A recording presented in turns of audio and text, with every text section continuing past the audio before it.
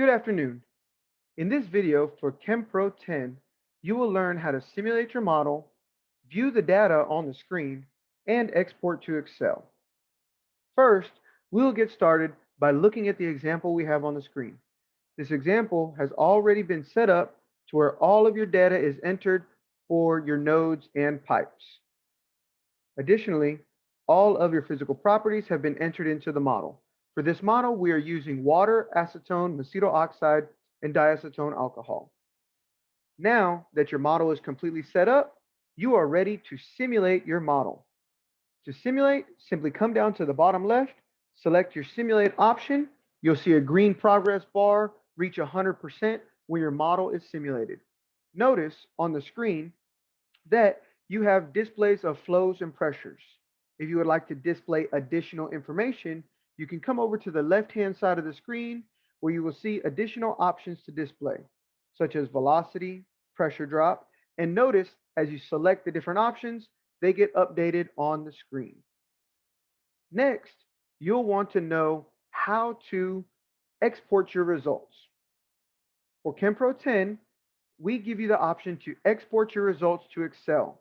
In order to export your results to Excel, simply come up to the top toolbar and select the green X that says Export to Excel. When you select Export to Excel, again, you will see a green progress bar at the bottom that will tell you as it's exporting and what it is exporting. When this reaches 100%, you will see the Excel sheet pop up.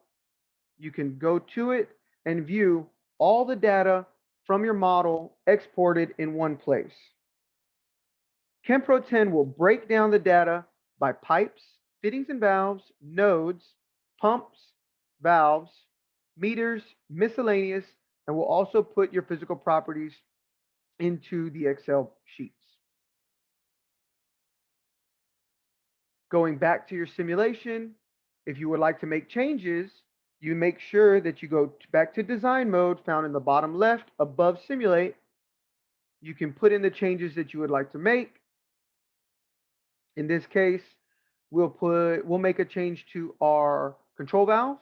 We'll set our control valve to 700 GPM. Resimulate our model.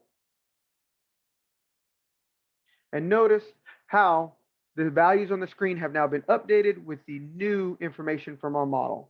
Again, you can go and re-export everything to Excel using your export to Excel function, or simply just use the values you have on the screen to make comparisons to what they were before.